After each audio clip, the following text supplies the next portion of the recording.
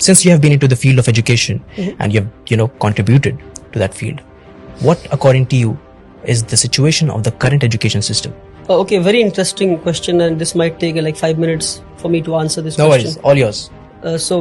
I think let me divide this into 4 to 5 points. I think पहला तो ये कि जो हमारे पास आज एजुकेशन सिस्टम हमारे इंडिया में है, क्या ये हमारा अपना एजुकेशन सिस्टम है? Sadly no. This education system was left behind by the Britishers. British ने जो एजुकेशन सिस्टम हमें दिया है वही आज हमारे पास है, with little changes in it. अब ब्रिटिश की एजुकेशन सिस्टम करती क्या है?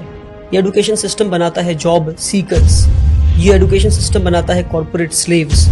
तो ब्रिटिश ने एक ऐसा एजुकेशन सिस्टम लाया, ऐसे लोग मिल सके जो उनको क्वेश्चन ना कर सके, ऐसे लोग मिल सके जो क्रिटिकल थिंकिंग ना कर सके. तो ब्रिटिश की एजुकेशन सिस्टम आपको कॉर्पोरेट स्लेव्स बनाती है, ब्रिटिश की एजुकेशन सिस्टम हमें जॉब सीकर्स बनाती है. But India today needs job providers. दूसरी जो गड़बड़ी हमारे एजुकेशन सिस्टम में क्रीप कर गई वो ये कि हमने पूरी एकेडमिक्स को पास और फेल के मयार पे लाके खड़ा कर दिया. इंटरेस्टिंग.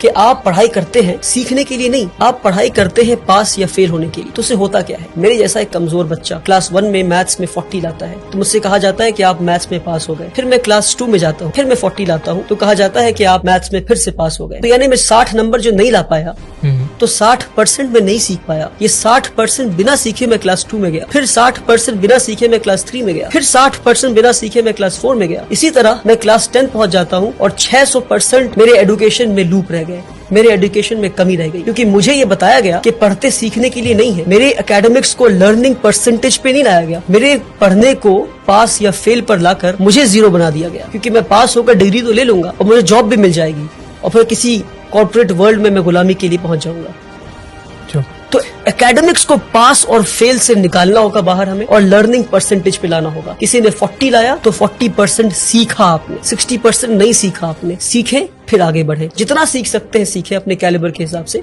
फिर आगे बढ़े. अगर आप 99 लाते हैं तो 99% सीखा आपने, आप टॉप नहीं कर गए. 99% सीखा आपने, 1% अभी भी नहीं सीखा आपने. अगर आप 100 में 100 लाते हैं तो पास हुए आप. ये दूसरी बात. तीसरी बात कि हमारा जो एजुकेशन सिस्टम है आज का वो आपको रोट लर्निंग पे फोकस करता है. आप पढ़ते जाते हैं पर आपको पता नहीं आप क्या पढ़. आपने पढ़ा होगा कि इंडिया में जो फूड ग्रेन्स है वो मिलेट है, बाजरा है, जौर है. ये पढ़ा आपने, पर कभी देखा आपने इन चीजों को? पढ़ा है but I have not seen it. Correct. मैंने भी कभी देखा नहीं. मेरे ख्याल से मिलेट ऑन पर्पस नहीं दिखाया गया इसको. बाजरा तो क्योंकि अगर आप बाजरा देख लेते तो आप पता करते कि बाजरा उगना क्यों बंद हो गया है. हाँ, बंद हो गया. That's what I am saying. क्यों बाजरा लोग आज नहीं खा रहे? पहले के लोग बाजरा खाते थे, पहले के लोग मिलेट्स खाते थे, जौर खाते थे, आज क्यों नहीं खा रहे? तो experiential learning is what we need, hands on learning is what we need. We need to see and know what we are learning. आज हमें वो दिखाया नहीं जाता, वो बताया नहीं जाता, सिर्फ पढ़ाया जाता. तो आपको पता है कि ये हार्ट है और हार्ट के ये चेम्बर्स है, हार्ट में ये आर्टरीज है, ये है.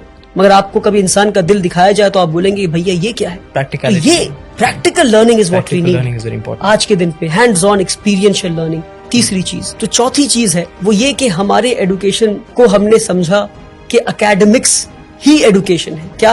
एकेडमिक्स ही एजुकेशन है. Academics is just a drop in the ocean of education. I would say the remaining water is तरबियत, इज अपब्रिंगिंग.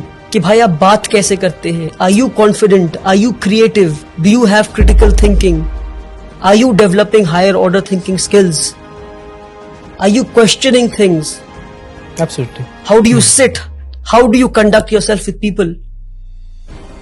ये सारी चीजों को छोड़कर हर चीज को एकेडमिक्स पे ले आया. Academics is not education. Education is a holistic thing जहां आप एक इंसान को बेहतर इंसान बनाते हैं, एक कॉर्पोरेट स्लेव नहीं बनाते. सबसे बड़ी कमी हमारे एजुकेशन सिस्टम में हुआ वो ये, हमारे साथ जो फ्रॉड हुआ मैं कहता हूँ एजुकेशन सिस्टम में, वो ये कि हमने एकेडमिक्स को, हमने सब्जेक्ट्स को स्ट्रीम में बांट दिया. कि भाई अगर आप सबसे ब्रिलियंट बच्चे हैं तो आप पढ़ेंगे साइंस. अगर आप 90 लाते हैं तो साइंस पढ़ेंगे. अगर आप 70 से 80 लाते हैं तो आप कॉमर्स पढ़ेंगे. 50 to 60 लाते हैं तो आप ह्यूमैनिटीज पढ़ेंगे. करेक्ट. क्या बेवकूफी है? यानी कि जो इंसान साइंस पढ़ के एटम बॉम्ब बनाना सीख रहा है उसके पास कोई हक नहीं कि वो साइकोलॉजी और सोशियोलॉजी पढ़ के ये समझे कि एटम बॉम्ब को इस्तेमाल नहीं करना था.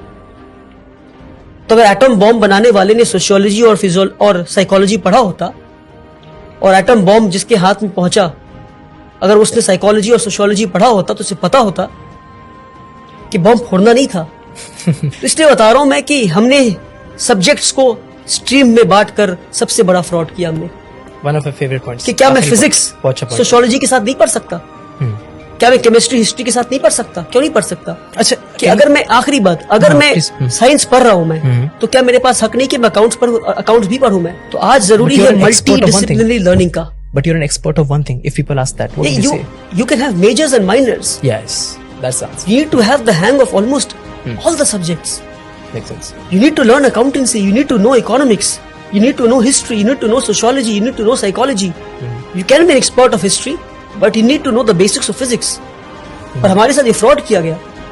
आप फिजिक्स पढ़ेंगे पर आप हिस्ट्री नहीं पढ़ सकते, आप सोशियोलॉजी पढ़ेंगे पर आप केमिस्ट्री नहीं पढ़ सकते। Okay. क्यों किया हमारे साथ ये फ्रॉड आपने? क्यों? क्योंकि आपको कॉर्पोरेट स्लेव्स चाहिए थे। आपको इजी वे बच्चों को देना था कि भाई ये पढ़ो, नंबर लाओ, पास हो, टॉपर बनो, आके हमें सर्व करो। सैडली